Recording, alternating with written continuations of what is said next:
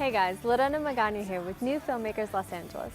Today, I'm talking to director Julia Tasker about her new film, Skinny Joe. Let's take a look at a clip from the film. Skinny Joe. What do you got for me this week? Well, Harry, right here is a beautiful spittoon made from the finest gold of Africa. That's not gold, sweetheart. That's brass. Made from the finest brass of India. One of a kind. What else you got for me? You're a hard sell, Harry. Julia, why don't you give our viewers a brief synopsis of your film, Skinny Joe? Skinny Joe is about a 19-year-old girl named Joe in Depression-era Mississippi whose mother suffers from epilepsy, and she is able to get pot from the Choctaw medicine man. Along the way, she runs into Billy, a former beau of hers, who has been bootlegging, and she figures out a way to get Billy involved in what she has going on in order to get him to quit his legal activities. How did you come up with the idea behind this film? I had been reading a lot about the medicinal marijuana movement that had been going on in the US and watching which states were legalizing it. In particular, I was interested in North Carolina because that's where I'm from, and for a very brief moment, they were toying with the idea. I thought that was actually pretty cool because North Carolina used to have a huge tobacco industry, and I thought, well, this seems like the next logical step, especially if it's helping people.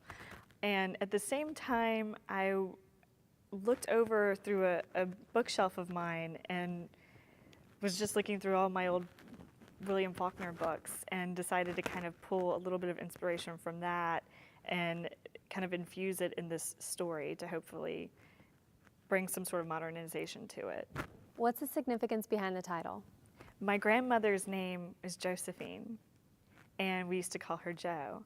And my original image was of a skinny young woman just kind of walking down a dirt road.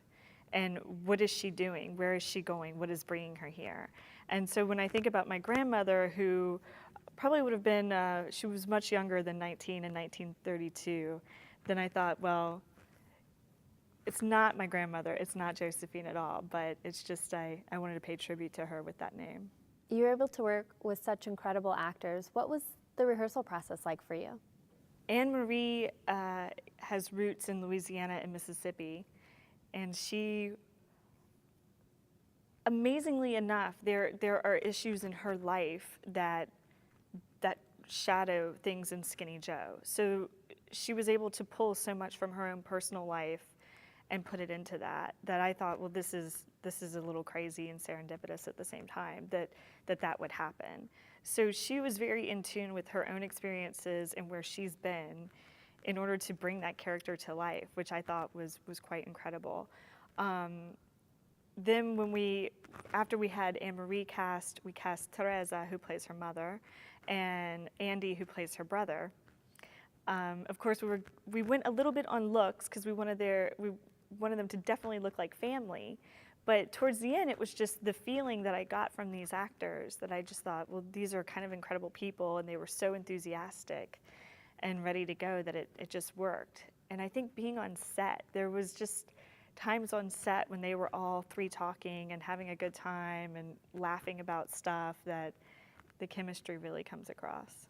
Well, thank you so much for taking the time to talk to us today. Anytime, thank you.